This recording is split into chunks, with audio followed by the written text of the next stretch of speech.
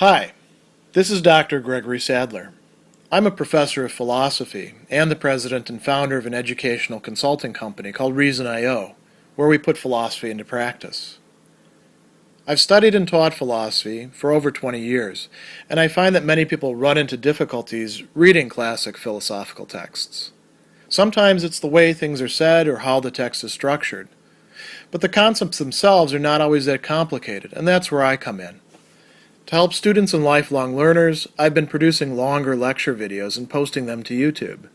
Many viewers say they find them useful. What you're currently watching is part of a new series of shorter videos, each of them focused on one core concept from an important philosophical text. I hope you find it useful as well. Robert Audi, in his article, The Ethical Significance of Cost-Benefit Analysis in Business and the Professions, notes that for quite a few people, cost-benefit analysis, that is tallying up costs on one side and benefits on another for each option that you're looking at, is essentially equivalent to utilitarianism, and so they are liable to view it as usable in ethics or as something that we should reject, depending on how they view utilitarianism.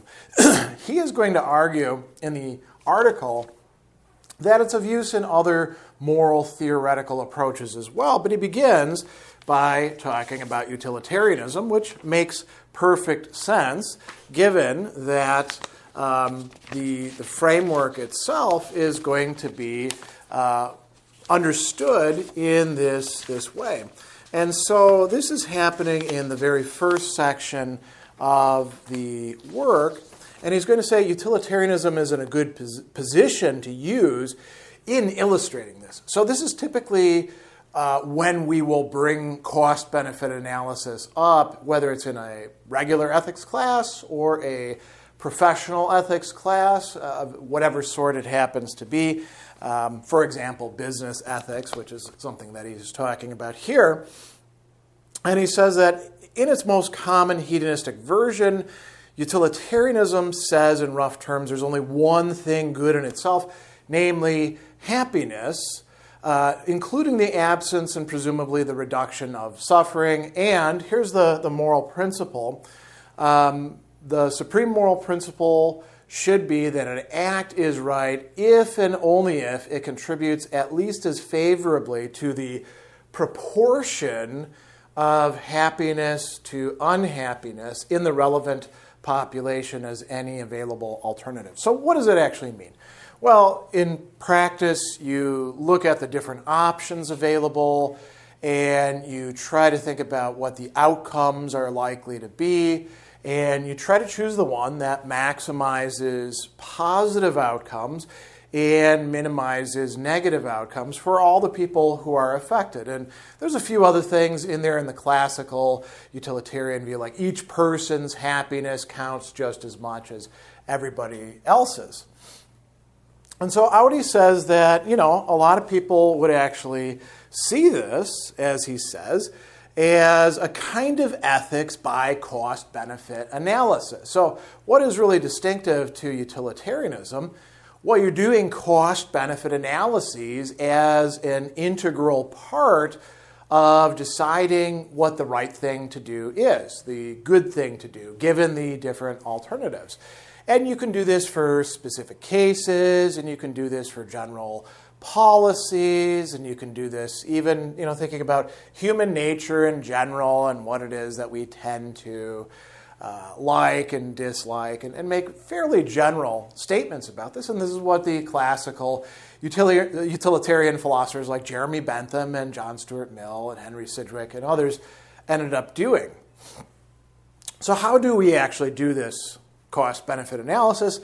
He says, well, first we assign numbers from negative to positive to represent utilities. Utilities are just the numbers, positive or negative. Like a certain action could have positive utility for me of, let's say, a quanta of 10 when we tally it all up, but a negative outcome for everybody else affected, in a much greater number. And then we say, okay, we're not going to do that sort of action. So we assign utility, And he says we can assign this in the form of quantities of happiness or suffering. So there's an assumption there that we can actually quantify happiness and suffering. Then we have to think about the probabilities, and this is very important as well. If my doing an action that will actually produce a great amount of positive utility for a number of people has a slight chance of also producing a catastrophic effect that will produce a lot more negative utility, well, we have to figure out what that probability is. Because if it's like, an infinitesimal amount, we're not going to worry about it. If it's 10%, then we are going to worry about it, right? And we'll consider that. And then he doesn't say this here, but he said it a little bit earlier. We have to think about the number of people who are affected.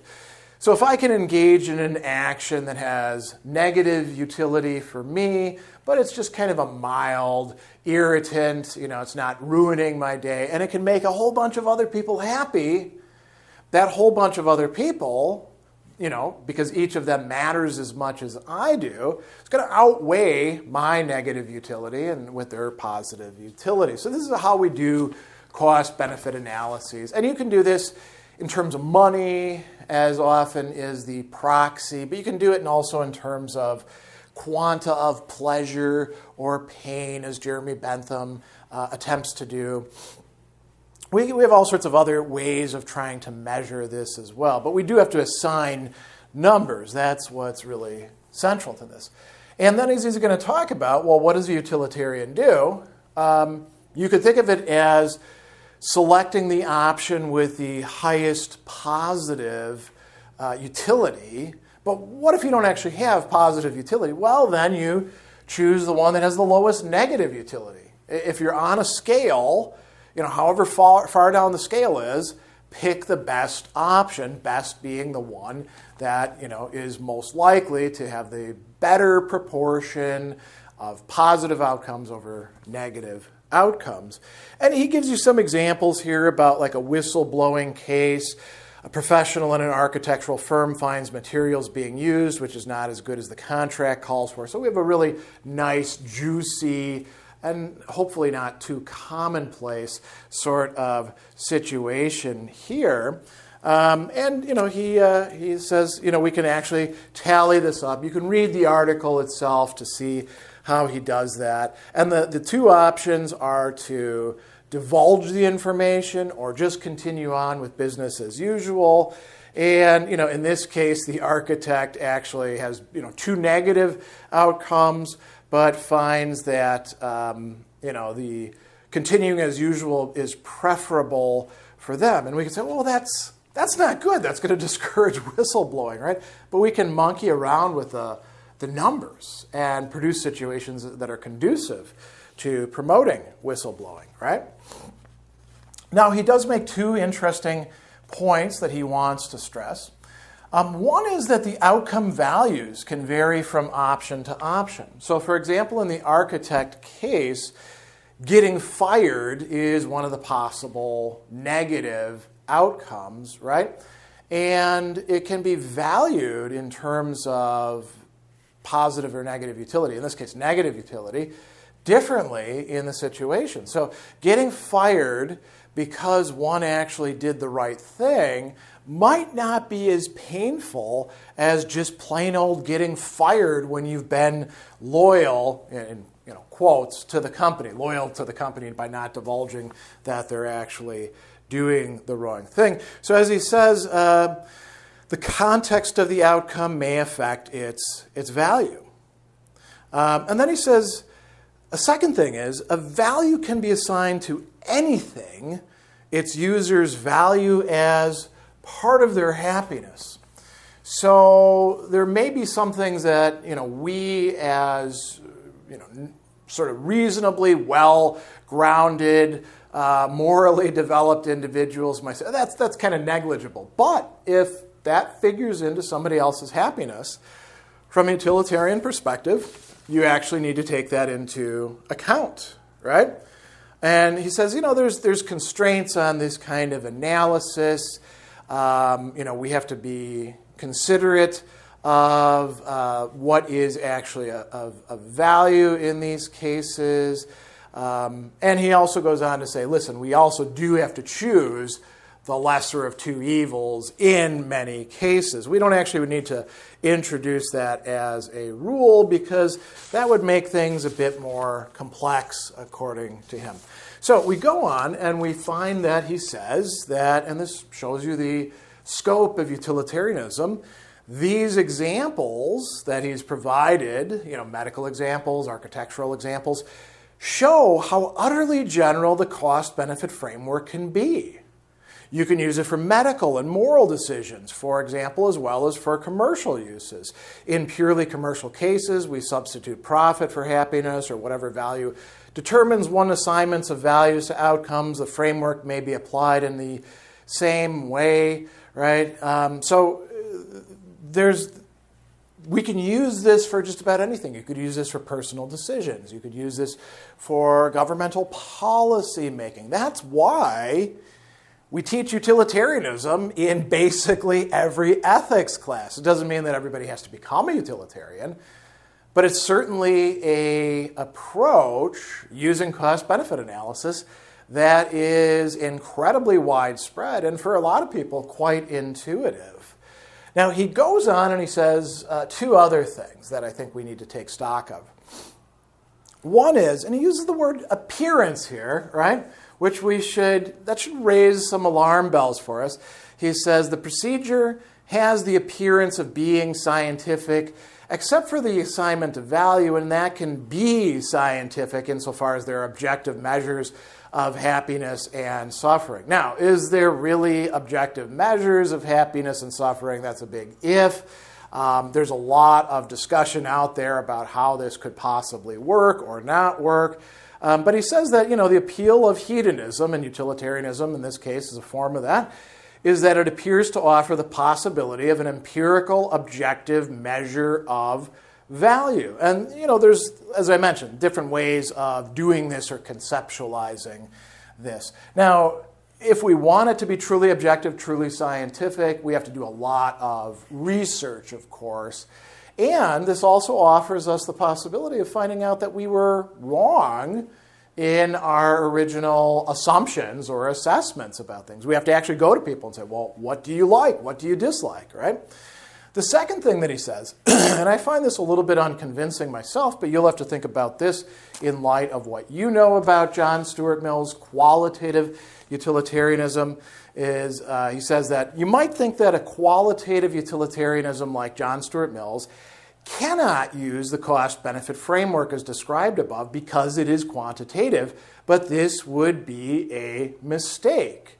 Now, just as a little refresher, John Stuart Mill says that there are not just quantitative differences in pleasures and pains, but there are qualitative. Some things are better to the extent that no amount of the lower would substitute for the higher, or the loss or lack of the higher. He's got that famous phrase, better to be Socrates dissatisfied than a pig satisfied, right? Which gives you an idea about what he has in mind. So I often frame this in terms of beer versus books, right? It's fun to drink beer, it tastes good. You can have a fun time at a party because your social inhibitions have been loosened up, and it feels kind of fun to have that high, at least until you get too sick from it, of the alcohol. But no amount of that actually makes up for the pleasure that a refined individual can find in a good book, right? You could pile up cases and cases of beer and say, here you go, it's all yours. And that one book outweighs it. That's Mill's position, and he has a whole complex way of describing how this works. Audi says, well, you can just assign a higher quality or higher quantity rather, to the recognized higher quality value. And he uses the example, suppose that the pleasures of watching a play by Shakespeare are of higher quality than those of watching a new movie, but the quantities are assumed to be equal. Well, you just multiply that quantitative value by 1.5 in the case of the play. And he says Mill might have envisioned this kind of strategy, but I don't think that that's what Mill has in mind.